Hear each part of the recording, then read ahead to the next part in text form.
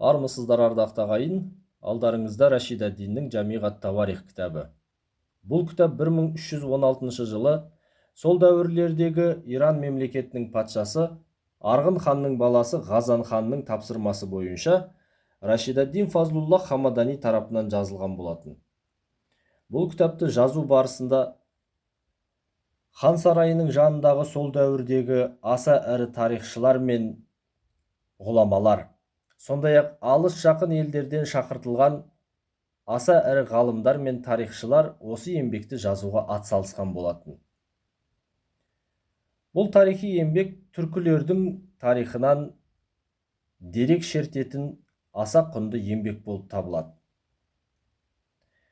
Міне осы Рашид ад-Диннің Жами ат-Тауарих кітабын парсы тілінен орыс тіліне Кеңес одағы дәуірінде Сталиннің тапсырмасымен аударылып, қазақтардың тарихын бұрмалап жіберген болатын. Міне осы бұрмаланған тарихты түгендеу мақсатында өз мемлекетіміз тәуелсіздік алғаннан кейін ел ағалары Иран мемлекетінен арнайы осы Рашид ад-Диннің түп нұсқасын Тегеран қаласынан Қазақстанға алып келіп, оны алып келген Исақұлов Ержан деген атамыз алып келіп, араб, парсы, шағатай тілдерінің маманы Оразбай Зәріпбай деген ағамызға тапсырады.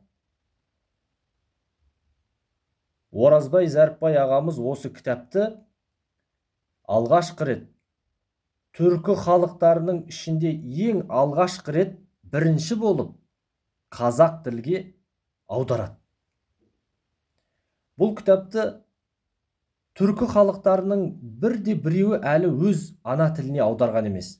Қазақтар бірінші болып, Аллаға шүкір, міне парсы тілінен түп нұсқадан қазақ тіліне осы Рашид ад-Диннің Жами ат-Тауарих кітабын толық түрде қазақ тіліне аударып отыр.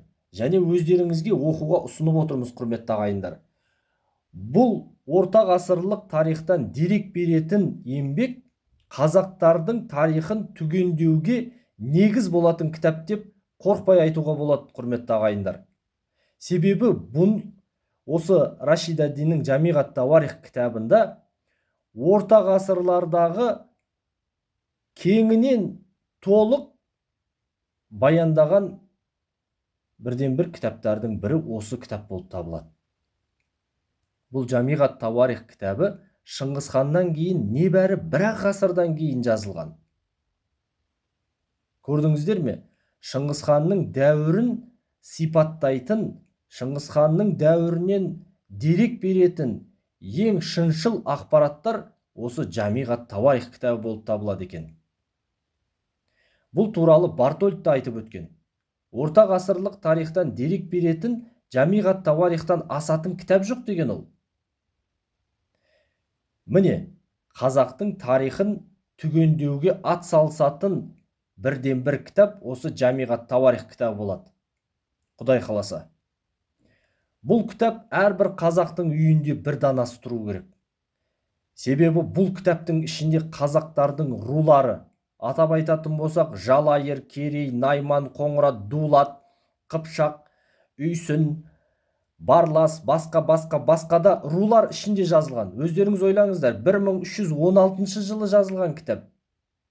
Біздің қазақтардың рулары сол кездерде тасқа таңбамен қашап жазылған сияқты кітапқа сиямен қашап жазып кеткен ата-бабаларымыз.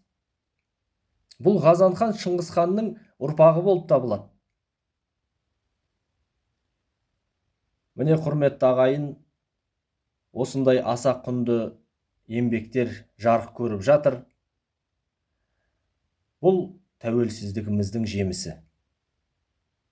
Тәуелсіздігіміздің жемісі. Сол себепті бұндай кітаптарды оқып, дәріптеп, көпшілікке ұсыну бұл өте қажет. Сол себепті де сіздерден сұранатынымыз, осы ақпараттарды тарата жүріңіздер, тарихқа жанашыр болыңыздар, алыңыздар, оқыңыздар. осында комментарияда жазсаңыздар, мен бұл кітаптарды қалай алуға болатынын түгел ақпарат беремін.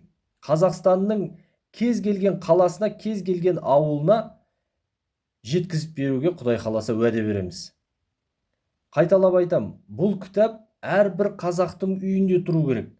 Міне, бұл кітап қазіргі таңда 2 том болып шыққан, бірінші том, екінші том болып. Міне, осы кітап өте тарихты түгендеуге қажет кітап болып табылады екен. Ал құрметті ағайын, тарихқа жанашыр болыңыздар, қазаққа жанашыр болыңыздар.